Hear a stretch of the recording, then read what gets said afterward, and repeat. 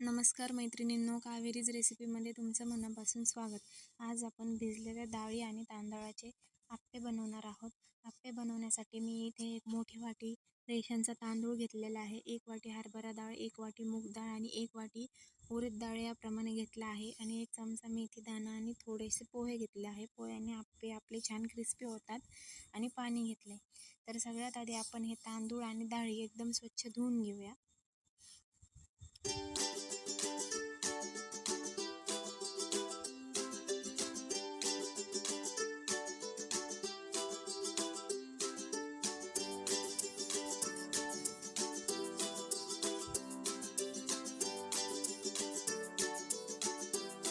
तीन ते 4 पाण्याने डाळी आणि तांदूळ स्वच्छ धुवून घेतल्यानंतर त्यामध्ये पिण्याचं पाणी घालायचं आहे आणि हे पाणी ड्रेन करून पुन्हा एकदा यात पाणी घालून हे 6 तासासाठी भिजत ठेवायचे.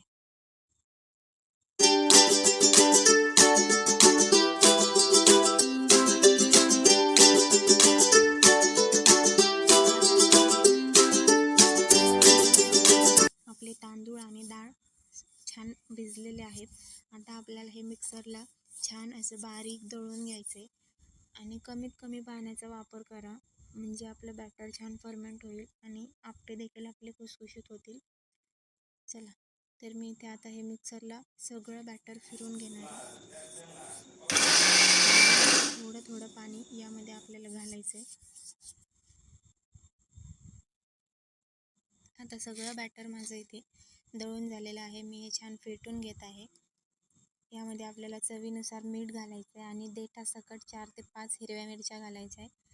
सध्या उष्णता नसल्यामुळे, पावसाचं वातावरण आहे, उष्णता नसल्यामुळे बॅटर आपलं छान फर्मेंट होत नाही. त्यामुळे आपल्याला मिरच्या यामध्ये टाकायच्या आहे. तुम्ही नंतर रिझल्ट बघू शकता. ट्राय केल्यानंतर बॅटर आपलं छान फर्मेंट होईल आणि हे आपल्याला 12 तासासाठी रेस्टला ठेवायचं आहे. दुसऱ्या दिवशी सकाळी बघू शकता तुम्ही आपलं बॅटर छान फर्मेंट झालेलं आहे. मी त्यातल्या मिरच्या काढून घेतल्या आहेत. आप्पे पात्राला छान असं तेल लावून घ्यायचं, त्यामध्ये आपलं बॅटर टाकायचं आणि 7 ते 8 मिनटासाठी हे आप्पे छान वाफवून घ्यायचे. खालून हे एकदम क्रिस्पी होतात आणि आतून एकदम मऊ लुसलुशीत होतात.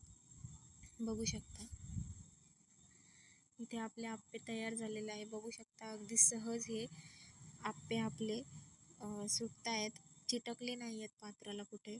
आणि मी हे ओल्या नारळाची चटणी आणि हा जो तुरीच्या डाळीचा सांबार बनवला आहे मी इथे, याच्यासोबत सर्व करणार आहे. याची रेसिपी मी लवकरच तुमच्यासोबत शेअर करेल. बघू शकता आप्पे आपले किती छान झालेले आहेत.